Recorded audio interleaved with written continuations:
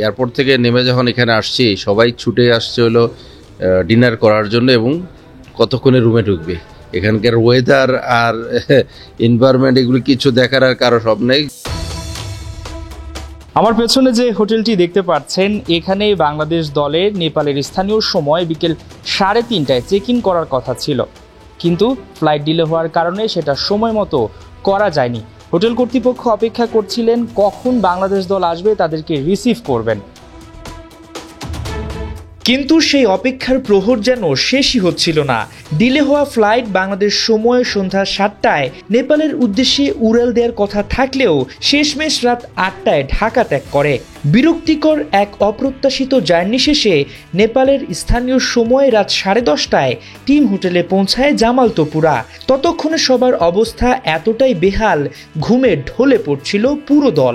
Airport থেকে নেমে যখন এখানে আসছি সবাই ছুটে আসছে হলো ডিনার করার জন্য এবং কতক্ষণে রুমে ঢুকবে।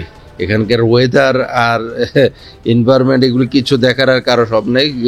রুম কি নিয়ে ডিনারের পরপর রুম কি নিয়ে সবাই রুমে চলে গেছে। মাত্র 2 ঘন্টার জার্নি রূপ নিল 12 ঘন্টার ওপরে।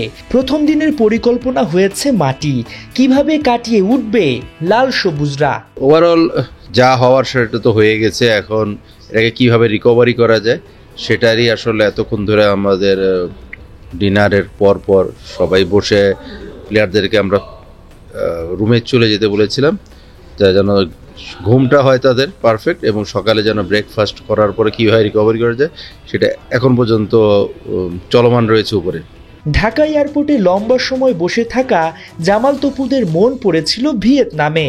অনূর্ধ্ব-23 এশিয়ান কাপে বাংলাদেশের খেলা দেখে সময় কাটে সবার, তবে জয়ের দেখা পায়নি যুবারা। এতে একদিকে বাজে ভ্রমণ ক্লান্তি, সঙ্গে জায়ান্ট কিউবাদের হার। মন ভারী করেই নেপালে পা রেখেছে লাল সবুজরা। গ্রুপ করে আসলে মোবাইল ফোনের মধ্যে তো চারজন 2জন 3জন, তারপরে যখন ফ্লাইটে ঢুকে গেছি তখন ফ্লাইটের সিটে বসা, তখন সবাই দেখছে।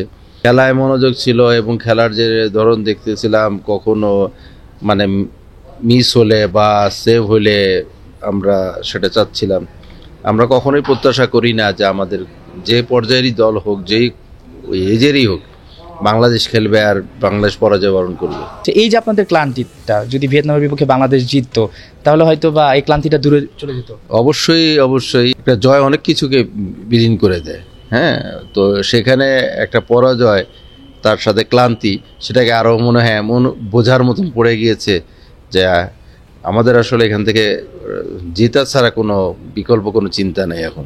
বৃহস্পতিবার বিকালে নিজেদের প্রথম অনুশীলন সেরে নিবে বাংলাদেশ।